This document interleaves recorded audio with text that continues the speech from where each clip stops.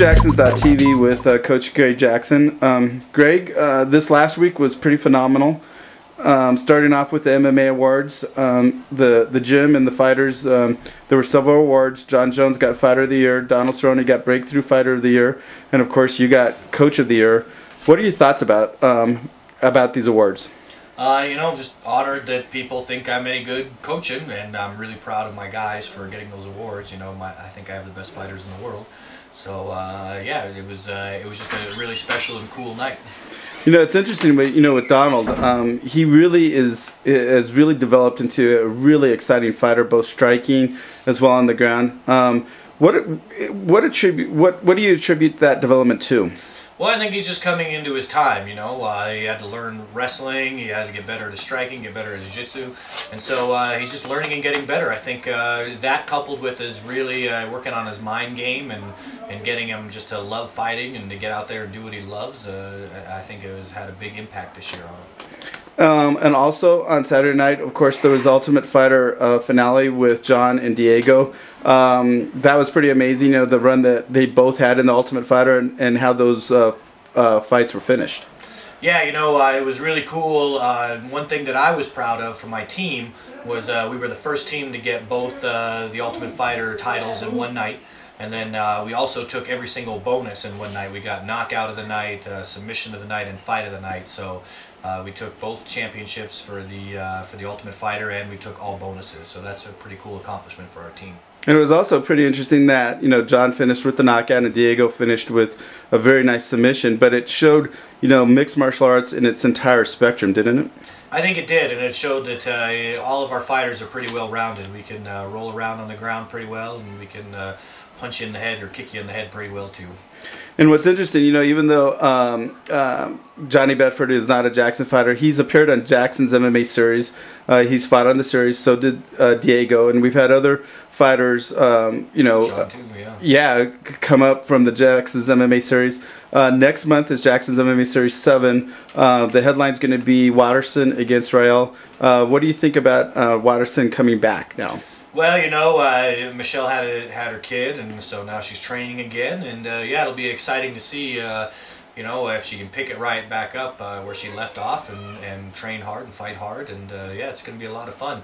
And that's what's cool about our series. We've got a ton of guys that are going to be the future of MMA coming up through that system, through that series. And so if you want to check out the future stars, check out the series. Yeah, and that's really well said, because we've had different fighters go on to the Ultimate Fighter as well as to Strikeforce as well. Also, kind of looking at what's going on here locally in town, we have the new gym opening up, hopefully here next month at some point. What are your thoughts about the new gym, and what really is the focus of that gym going to be? Well, the new gym is for people that can't fight, and I don't mean can't fight like you can't actually fight. No, it's for people that have a career and you just don't have the time, or you want different things out of it. You want to get in shape and have fun and learn self-defense and do all of these things. So we've designed a curriculum that is all-encompassing for not just MMA, but for self-defense. We put it together with fitness classes, kickboxing, aerobics, conditioning, all this fun stuff, and the martial arts itself. So it's one of these things that is giving you everything that you need in one place. It's a beautiful facility. We've spared no expense, as they say, in setting it up. And if you just want to learn to defend yourself, get in shape, and have a great time, mixed martial arts is the new martial art. So we've codified it and structured it and ready to give it to you. And talking about mixed martial arts and your approach to MMA, what we see in the UFC is a sport, but you really have your root in MMA. And what's interesting is the fight coming up with Jon Jones this Saturday. Jon, I think, has really developed into an MMA fighter. What are your thoughts about how he has developed into a complete MMA fighter now? Well, I think he's on his journey and doing very, very well. But yeah, I mean, he's able to show his ground game, his kickboxing game, his wrestling game. He's really creative within each one of those parameters, and he mixes it together very, very well. So yeah, he's definitely the new breed of MMA fighter for sure. And one last question here. You mentioned creativity. How difficult is it to get creativity out of a fighter in the fight itself, as opposed to, you know, executing a combination or a series of combinations. But how do you develop that creativity in a fighter? Well, the creativity should be developed before you get into the fight, and you should make sure that they're comfortable enough within the fight to kind of make sure that they use that creativity. You know, creativity is so important.